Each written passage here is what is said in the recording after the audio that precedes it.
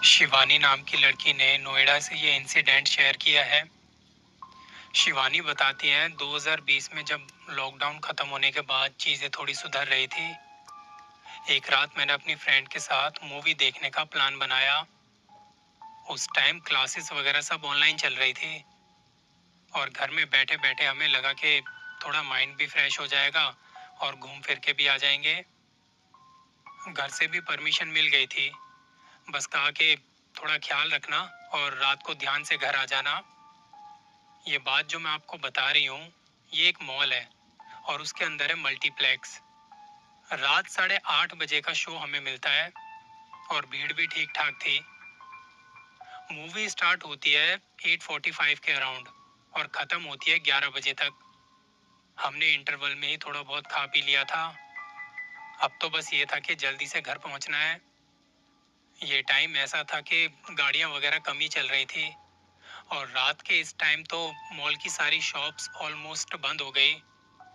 थोड़े बहुत लोग जो मूवी देख के निकलते हैं, उनके अलावा वहाँ कोई नजर नहीं आता। एक आध सफाई वाला और सिक्योरिटी गार्ड हमें दिखाई देते हैं। मेरी फ्रेंड भावना पूछती है क्या हुआ। मैंने उसे कहा यार, मुझे ना लगता है जैसे मेरी पीरियड की डेट आ गई है। उसने कहा वॉशरूम चली जाए, एक बार जाके चेक कर ले। एज ए गर्ल हमारे बैग में या पर्स में कुछ ऐसी चीजें होती हैं जिसमें सैनिटरी पैड कंपलसरी है। मैं 2 मिनट के लिए वहीं बैठी रही। सोचती हूँ कि वॉशरूम ही चली जाती हूँ, कभी घर पहुँचते पहुँचते दिक्कत ना हो जाए। इस वक्त अभी हम दोनों थर्ड फ्लोर पे हैं, जहाँ हमारे आसपास कोई भी नहीं। सारे लोग जा चुके थे और वॉशरूम यहाँ से था कॉरिडोर के बिल्कुल एंड में। मैंने भावना को कहा तू यहीं रुक, मैं अभी आती हूँ। वो कहती मैं भी तेरे साथ चलती हूँ ना। धीरे धीरे हम दोनों वॉशरूम तक आए। भावना कहती मैं यहीं खड़ी हूँ, तू जा। शिवानी बताती है वॉशरूम अच्छा खासा बड़ा था। मैंने जाते ही सामने हाथ धोने वाली जगह पर अपना बैग रखा और अंदर चली गई। वॉशरूम में बस एक दो लाइटें ही जली थी। मेरे ख्याल से वहां कोई भी नहीं था। सफाई वाली भी हमारे सामने ही बाहर निकली थी। इस वक्त अचानक से मुझे आवाज आती है। मेरे यहाँ से 5-6 कैबिन छोड़ के शायद लास्ट वाले कैबिन का दरवाजा धड़ाम से बंद हुआ। वहां खामोशी इतनी थी कि मैं एक बार को सहम गई वो आवाज सुनते ही। मुझे लगा कोई आया होगा, पर इतना भी क्या जोर लगाना। मुझे ये था कि मैं जल्दी यहाँ से निकलूं, भावना भी बाहर मेरा वेट कर रही होगी। इतने में मुझे आवाज आती है, कुछ विस्परिंग की, और ऐसा लगता है जैसे कोई लेडी कुछ गुनगुना रही है और हंस रही है। मैंने धीरे से दरवाजा खोला और अपने आसपास देखते हुए हाथ धोने चली गई। हाथ धोते हुए मैं देख रही हूँ बिल्कुल लास्ट वाले कैबिन का दरवाजा बंद है और ये आवाज भी शायद वहीं से आई थी। हाथ धोते हुए पानी की छींटें आंखों पे मारी और बहुत हल्की सी आवाज आती है दरवाजे की, जैसे वो खुला है। मॉल में इस टाइम कोई भी नहीं था, बहुत खामोशी थी। हर छोटी से छोटी आवाज को मैं अच्छे से सुन पा रही हूँ। जैसे ही वो आवाज आई, मैंने तिरछी नजरों से उस तरफ देखा। मुझे तो लगा दरवाजा अभी भी बंद है, फिर ये आवाज क्या थी। इतने में देखते ही देखते वो दरवाजा थोड़ा धीरे से खुला। लगा अभी कोई बाहर आएगा और फिर एकदम से पूरा खुल के दीवार पे जा लगा। मुझे जल्दी से यहाँ से निकलना चाहिए। दरवाजा खुलने के थोड़ी देर तक कोई बाहर नहीं आता और अब यहाँ पर आती है किसी के सिसकने की आवाज। मेरी उस तरफ जाने की हिम्मत नहीं हो रही थी। मैंने यहीं से कांपती हुई आवाज में कहा, एक्सक्यूज मी, आपको कुछ हेल्प चाहिए। 4 उंगलियां एकदम से दरवाजे के पीछे से पकड़ती हुई बाहर आई। मुझे एक उंगली से इशारा करते हुए अपने पास बुलाने लगती हैं। वो सिसकने की आवाज लगातार आ रही है। मैंने जल्दी से अपना सामान बैग में रखा। बैग को ऐसे ही छोड़ मैं उस कैबिन की तरफ गई। पहला कैबिन पार किया, दूसरा, तीसरा, और वहां तक पहुंचते पहुंचते हाथ से दरवाजे को खींचते हुए धड़ाम से बंद कर दिया। मैंने बाहर से नॉक किया, कुछ हेल्प चाहिए हो तो बताइए, नहीं तो मैं जाती हूँ। थोड़ी देर तक कोई आवाज नहीं आती। फिर मैं गई, अपना बैग उठाया और दरवाजे की तरफ मुड़ी तो दरवाजा लॉक्ड था। मैं उसे खोलने की कोशिश करती हूँ और मेरे पीछे से हंसने की आवाज आने लगी। वो आवाज सुनते ही मैं चिल्लाई। बाहर मेरी आवाज भावना ने सुनी होगी। वो दौड़कर इस तरफ आती है। दरवाजा बाहर से लॉक था। उसने दरवाजा तभी खोला और मुझे ऐसी हालत में देख पूछती, क्या हुआ? मैंने कहा, ये दरवाजा किसने बंद किया? यहाँ मेरी जान निकल गई, मुझे डर सा लग रहा है। इतने में एक सफाई वाली आंटी भागती हुई इस तरफ आई। हमें उनकी आवाज आ रही थी। हम दोनों पहले तो बाहर निकले। आंटी इस तरफ आते ही पूछती है, क्यों चिल्लाए थे? मैंने कहा, आंटी मैं अंदर वॉशरूम में थी, किसी ने बाहर से दरवाजा बंद कर दिया और अंदर कोई है जो सिसक रहा है, शायद उसे कोई हेल्प चाहिए। आंटी ने कहा, कौन है? चलो मेरे साथ। अंदर आके मैंने उन्हें बताया, वो लास्ट वाले कैबिन में कोई लड़की है शायद, जिसने हाथ का इशारा करके मुझे अपनी तरफ बुलाया और फिर दरवाजा लगा लिया। आंटी उस दरवाजे के सामने जाके पूछती है, कौन है अंदर? दरवाजा लगा हुआ था। बाहर से नॉक किया, कौन है अंदर, बाहर आओ। जब दरवाजा अभी भी बंद है तो उसे हल्का सा धक्का मारा और वो खुल गया।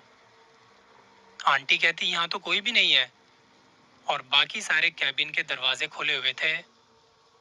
मैं कहती, आंटी अभी मैंने किसी को देखा वहां। हम दोनों यहीं थे, कोई बाहर भी नहीं निकला। आंटी पूछती, आप दोनों कहाँ रहते हो? उन्हें बताया कि नोएडा के सेक्टर 49 के पास रहते हैं। आंटी कहती, तुम दोनों चली जाओ, रात काफी हो गई है और मॉल से भी सब जा चुके हैं। उन्हें लगता है मुझे ऐसे ही कोई वहम हुआ होगा। मैंने भावना को भी बताया कि मैं सच कह रही हूँ। वो आंटी हमें बाहर मेन गेट तक छोड़ने आई। हमने एक कैब बुक की और जब तक हमारी कैब मॉल के गेट के बाहर तक नहीं पहुंच गई, वो वहीं खड़ी रही। फिर कैब में बैठ के हम दोनों घर के लिए निकल गए। मैं डरी हुई थी पर भावना को समझा रही हूँ, मैंने सच में वहां किसी को देखा था। हम बात कर रहे थे तो कैब वाला सुन के बोल पड़ा, आप दोनों बुरा ना माने तो कुछ कहूँ? मैंने आपकी बातें सुनी। ये जिस मॉल में आप गए थे ना, यहाँ कई लोगों ने ये चीजें देखी हैं। ये मॉल सही नहीं है, तभी तो खाली पड़ा रहता है। मैं यहीं कैब चलाता हूँ और कितनों से मैंने सुना है। शिवानी ने बताया, मैं इस मॉल में पहली बार गई थी, मुझे यहाँ का कोई आइडिया नहीं था। वो तो जब कैब वाले भैया ने बताया तो पता चला। वो मॉल है भी बड़ा शांत सा और लोकेशन भी काफी अजीब है। वहाँ सड़कों पर ठीक से लाइट वगैरह तक नहीं है। मेरी फ्रेंड भावना मुझसे इस बात को लेके कई बार पूछ चुकी है कि क्या सच में तूने किसी को देखा था वहाँ। मैं हर बार उसे यही बताती हूँ, हाँ मैंने किसी का हाथ देखा था और वो सिसकने की आवाज भी सुनी। प्रवीण भैया, आप बोलते हो ना कि डर वो नहीं होता जब लोग हमें डराते हैं, असली डर वो होता है जब हम सच में डर जाते हैं। ये उस एक पल में मैंने बहुत अच्छे से फील किया। ऐसे मोमेंट पर आपकी हालत क्या होती है, ये बहुत अच्छे से समझ गई हूँ। आज की अगली स्टोरी भी नोएडा से है। प्रिया नाम की लड़की बताती है कि मेरी शादी 2017 में हुई। मेरे पति यहीं नोएडा के सेक्टर 62 में काम करते हैं। उनकी जॉब के चलते हमने यहीं नोएडा की एक सोसाइटी में फ्लैट खरीदने के लिए घर वालों से बात की। मेरी फैमिली गुड़गांव में रहती है और मेरे पति की फैमिली इनके बड़े भाई के साथ दिल्ली के रोहिणी में रहते हैं। 2017 मई के महीने में उनकी प्रमोशन हो गई, जिसके बाद थोड़े बहुत पैसों का इंतजाम करके हमने एक फ्लैट ले लिया। ये एक हाउसिंग सोसाइटी है। कई ऊंची ऊंची बिल्डिंग यहाँ बनी है। सब बिल्डिंग में 10 फ्लोर तक बने हुए हैं। हमें जिस बिल्डिंग में फ्लैट मिला वो नई बनी थी। उसमें पहला फ्लैट हमारा ही था। मेरे पति ने कहा हम ग्राउंड फ्लोर पर लेंगे। वजह ये थी कि उन्हें हाइट से थोड़ा इशू है और ग्राउंड फ्लोर पर लेके फायदा ये है कि हम अपनी गाड़ी घर के सामने पार्किंग में आराम से लगा सकते हैं। सारी फॉर्मेलिटी पूरी करने के बाद उन्होंने एक फ्राइडे ऑफिस से छुट्टी ली और 2 दिन के अंदर हम वहां शिफ्ट हो गए।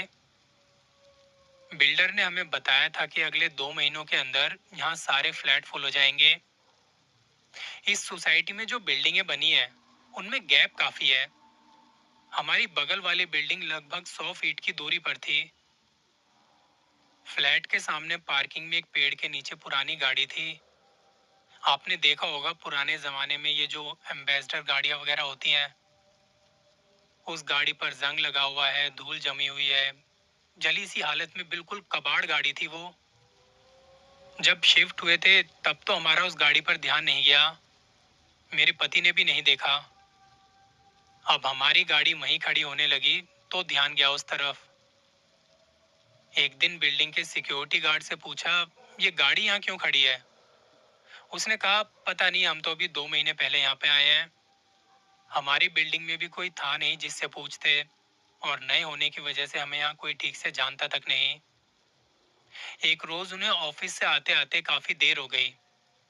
रात के 9 बजे तक भी जब वो नहीं आए तो मैंने कॉल किया।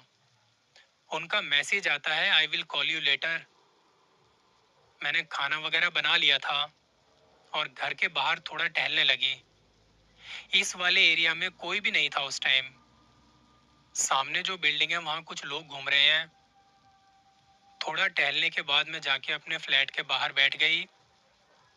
फोन देखा तो उन्होंने मैसेज छोड़ा हुआ था, मीटिंग में हूँ, मुझे आते आते टाइम लग जाएगा, तुम खाना खा लेना। अकेलापन दूर करने के लिए मैंने मम्मी को कॉल किया। बात करते करते मेरा ध्यान उस गाड़ी पर जाता है। वो गाड़ी पेड़ के नीचे खड़ी थी तो लाइट ठीक से वहां पहुंच नहीं पाती। मम्मी से बात भी कर रही हूँ तो उस गाड़ी की तरफ देख रही हूँ। और एक वक्त मुझे ऐसा लगता है जैसे गाड़ी के अंदर कोई बैठा है। मुझे ठीक से दिखाई तो नहीं देता पर लग रहा है कोई तो है। मैं अपने आसपास देखती हूँ, कोई भी नहीं है। फिर से गाड़ी की तरफ नजर गई, अभी भी लग रहा है अंदर कोई है। मैंने वहां से ध्यान हटाया और घर के अंदर आ गई। पानी वानी पी के मम्मी से कहा, मैं कल आपको कॉल करती हूँ। थोड़ी देर में उनका भी फोन आ जाता है, तुमने खाना खाया कि नहीं? मैंने कहा, तुम कब तक आओगे ये बताओ पहले। वो कहते, मैं बस निकल रहा हूँ, आधे घंटे में पहुंच जाऊंगा। ऑफिस उनका यहाँ से ज्यादा दूर था नहीं। मैंने कहा, तुम आ जाओ फिर साथ बैठ के खाना खाते हैं। खाना वगैरह गर्म किया और थोड़ी देर में मुझे गाड़ी के हॉर्न बजने की आवाज आई। लगा कि जैसे वो आ गए हैं। मैंने जाके दरवाजा खोला तो आसपास कोई गाड़ी नहीं। और अभी मुझे ऐसा लगा जैसे घर के बाहर उनकी गाड़ी खड़ी है और हॉर्न बजने की आवाज आई। मेरी नजर फिर उस गाड़ी की तरफ गई। उसे देखते ही मैंने दरवाजा लगा लिया। 10-15 मिनट में वो आए। उन्होंने वैसे ही गाड़ी का हॉर्न बजाया। मैंने जाके जल्दी से दरवाजा खोला। गाड़ी पार्किंग में लगा रहे थे। वो मेरी तरफ देख के हाथ हिला रहे हैं, पर मेरा ध्यान पता नहीं क्यों उसी गाड़ी पर चला गया। वो मुझे पूछते हैं, कहाँ देख रही हो? मैंने कहा, कुछ नहीं। थोड़ी देर में साथ बैठ के खाना पीना किया और वो जल्दी से सोने चले गए। अगले दिन ऑफिस थोड़ा जल्दी जाना था उन्हें। इस टाइम पर मुझे याद आता है मैंने कपड़े सुखाने का स्टैंड बाहर छोड़ दिया है। मैं कभी भी रात को कपड़े बाहर नहीं छोड़ती, न छत पे सुखाती हूँ। मम्मी ने कभी बताया था कि कपड़े रात को बाहर मत छोड़ा कर। तब से मैं इस बात का ध्यान रखती हूँ। मुझे नींद तो वैसे भी नहीं आ रही थी। घड़ी में टाइम देखा तो 12:30 बजने को है। मैं उठ के गई, दरवाजा खोला। इस टाइम पर बड़ी खामोशी थी। मैंने कपड़े का स्टैंड उठा के अंदर कर लिया। सामने गाड़ी खड़ी है और उसके आगे पेड़ के नीचे वो गाड़ी।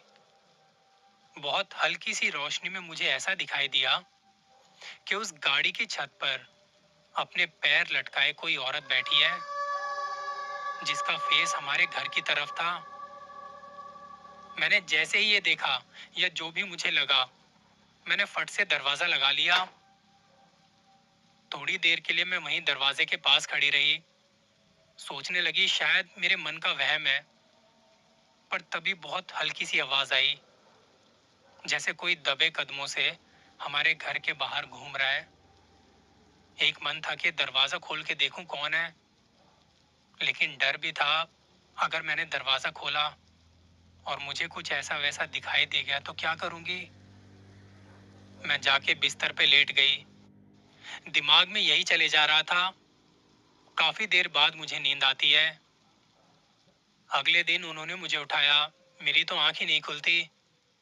वो कहते मैं तैयार होके निकल जाऊंगा, खाना वहीं से देख लूंगा, तुम रेस्ट करो, तबीयत तो ठीक है ना। मैंने कहा हाँ, बस सर भारी भारी सा हो रहा है।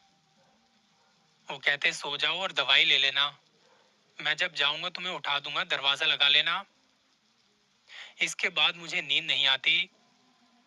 वो नहा धो के तैयार होके निकल जाते हैं। मैं दरवाजे पर खड़ी होके उस गाड़ी को देख रही हूँ।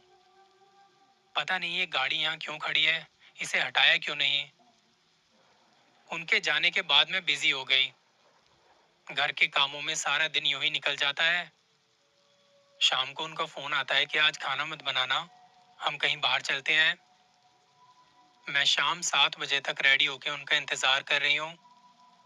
उन्हें फोन किया कि कब तक आओगे। वो कहते 8 बजे तक। मैं बोर हो रही थी तो टीवी चला के बैठ गई। एकदम से गाड़ी के हॉर्न की आवाज आई। मैंने जाके दरवाजा खोला तो बाहर कोई गाड़ी नहीं। टाइम देखा, अभी तो 7:30 बज रहे हैं। मैं घर से बाहर निकल के देखती हूँ, पर आसपास कोई भी गाड़ी नहीं थी। सूरज ढल चुका था और अंधेरा होने लगा। मेरी नजर फिर सामने उस गाड़ी की तरफ गई। पेड़ की वजह से वहां अंधेरा ज्यादा हो रहा था। आज मुझे फिर लगा उस गाड़ी के अंदर कोई है। मैं देख पा रही हूँ वहां कोई मूव हो रहा है।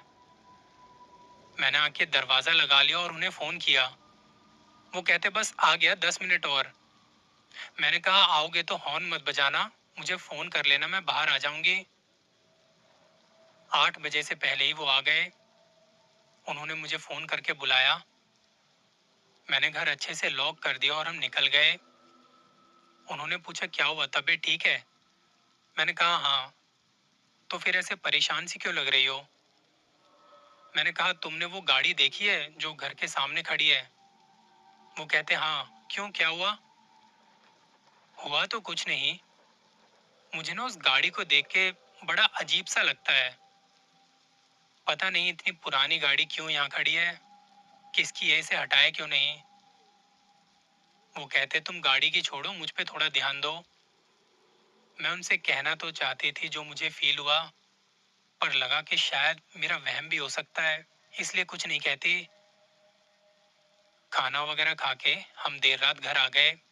अगले दिन उनकी छुट्टी थी। 12 बजे के आसपास हम घर पहुंचे। पूरी सोसाइटी खाली पड़ी थी। लोगों के घरों की लाइटें बंद हो चुकी हैं, कोई भी नजर नहीं आता। गाड़ी पार्किंग में लगा के वो तो अंदर चले गए और मैं देख रही हूँ कुछ रह तो नहीं गया बाहर। अचानक से गाड़ी के हॉर्न बजने की आवाज आई और मैं एकदम से डर गई। वहां तो बस हमारी गाड़ी है और वो भी लॉक्ड है, फिर ये हॉर्न की आवाज कहाँ से आई। मेरा ध्यान फिर उस पुरानी गाड़ी पर गया। अंधेरा था पर मुझे दिखाई देता है कोई औरत जिसके बाल खुले हुए हैं या पता नहीं अपना चेहरा किसी चीज से कवर किया हुआ है। वो गाड़ी की छत पर बैठी है और गाड़ी के अंदर से कोई शीशे पर नॉक कर रहा है। देखते ही देखते उस औरत ने अपने हाथों को उठाया और मुझे अपने पास बुलाने लगी। मैं वहीं खड़ी देख रही हूँ। मेरे पति बाहर आए और कहते कि क्या हुआ, अंदर चलो। एकदम से मुझे होश आया और मैं देख रही हूँ कि अब सामने कोई नहीं है। वो कहते कि सोना नहीं है, यहाँ खड़ी हो। हम दोनों अंदर आए और दरवाजा लगा लिया। मुझे थोड़ा टाइम लग गया था और इतने में वो सो भी गए। मेरा मन घबराया हुआ था, पता नहीं ये क्या हो रहा है मेरे साथ। सोच रही थी कि कल मम्मी से इस बारे में बात करती हूँ। बिस्तर पर ऐसे ही पड़े पड़े 2 बजने को थे, नींद नहीं आ रही। रात के इस टाइम पर खामोशी इतनी हो जाती है कि आप अपनी सांसों की आवाज तक सुन पाते हो। और इसी खामोशी में मुझे आवाज आई एक औरत के सुबकने की। और वो आवाज धीरे धीरे मेरे पास आ रही है। मैं चुपचाप लेटी रही। एक मन था इन्हें उठा दूं, पर वो आवाज अचानक से बंद हो गई। और इसके अगले ही पल हमारे ऊपर वाला फ्लैट जो खाली पड़ा है, वहां से किसी चीज की आवाज आई, मानो कोई अपने पैर घिसड़ घिसड़ के चल रहा है। इस बिल्डिंग में अभी हमारे सिवा कोई भी नहीं रहता। फिर रात के इस टाइम ये आवाज कैसे? मैं उठी और दरवाजे के पास जाके खिड़की पे लगा पर्दा थोड़ा सा हटा के बाहर देखने लगी। मेरी नजर सबसे पहले उसी गाड़ी की तरफ गई। वहां कुछ नहीं था। ऊपर जाने वाली सीढ़ियों की तरफ नजर गई और मैंने देखा कि सीढ़ियों पर एक औरत बैठी है जिसकी परछाई मुझे दिखाई दे रही है। वो परछाई एकदम स्थिर है, उसमें जरा सी भी मूवमेंट नहीं होती। मैंने पर्दा छोड़ा और सोचने लगी कि कौन है ये औरत जो मुझे बार बार नजर आ रही है। मैं वहीं खड़ी हूं और मुझे फिर से किसी के घिसड़ घिसड़ के चलने की आवाज आती सुनाई दी। मेरे दिल की धड़कनें बढ़ गई और मैं हिल तक नहीं पा रही। जितनी देर भी वहां बैठी रही, मुझे आवाज लगातार आती सुनाई दी। इस बार मुझसे रुका नहीं गया। मैंने अपने पति को उठाया कि बाहर कोई है, मुझे आवाज आ रही है। रात के इस टाइम हम ऐसे बाहर भी नहीं जा सकते, तो हमने सिक्योरिटी गार्ड को कॉल किया। रात को सोसाइटी में 3 गार्ड होते हैं। 2 गार्ड तभी आए, उन्होंने दरवाजा नॉक किया। मैंने उन्हें बताया कि घर के बाहर से और ऊपर वाले फ्लैट से आवाज आ रही थी जैसे कोई है। एक गार्ड हाथ में टॉर्च लिए ऊपर देखने गया। वहां से आवाज लगाता है, दरवाजा बंद है यहाँ मैडम जी। और उस वक्त हम भी बाहर खड़े थे। कोई भी नहीं दिखाई दिया। उन्होंने कहा आप दरवाजा ठीक से बंद कर लीजिए, हम थोड़ी देर यहीं राउंड लगा के गेट पर चले जाएंगे। इसके बाद मैंने अपने पति को डिटेल में सारी बात बताई, अभी तक जो भी मैंने देखा था या महसूस किया था। उन्होंने कहा मैं बात करता हूँ बिल्डर से इस बारे में। अगले दिन मम्मी को कॉल करके अपने पास बुला लिया। वो अपना थोड़ा सामान बांध के शाम तक नोएडा आ गई। उन्होंने मेरे पति को कहा कि इस बिल्डिंग में कोई भी नहीं रहता, तुम बात बात करो किसी दूसरे फ्लैट के लिए। पहले तो बिल्डर ने आनाकानी करी, वो मान नहीं रहा था। फिर हमने उसे थोड़ा डराया कि लीगल एक्शन लेंगे। उसे लगा कि सोसाइटी का नाम खराब हो जाएगा। 2 दिन के अंदर उसने सोसाइटी के किसी और टावर में हमें एक फ्लैट दे दिया। प्रिया ने बताया प्रवीण हम आज भी उसी सोसाइटी में रहते हैं। 7 साल बाद भी वो बिल्डिंग खाली है जिसमें हमने सबसे पहले फ्लैट लिया था। और तब हमें कहा गया था कि 2 महीने में इस बिल्डिंग के सारे फ्लैट भर जाएंगे। उस बिल्डिंग में जो भी रहा, कुछ दिनों में खाली करके चला गया। वो पुरानी एम्बेसडर गाड़ी आज भी वहीं खड़ी है। और लोग ऐसा मानते हैं जब तक ये गाड़ी हटेगी नहीं, इस बिल्डिंग में कोई भी नहीं रुकने वाला। असल वजह किसी को नहीं पता, पर एक बात मान के चलिए कि करोड़ों की प्रॉपर्टी ऐसे ही खाली पड़ी है। इसका मतलब ये पहेली काफी बड़ी है। प्रिया, जिस सोसाइटी की कहानी तुम बता रही हो, शायद मैंने देखा है उसे। नोएडा में काफी घुमा हूं मैं। आज के एपिसोड में नोएडा की दोनों कहानियां बड़ी स्पाइन चिलिंग है। जल्दी मिलते हैं किसी नई कहानी के साथ।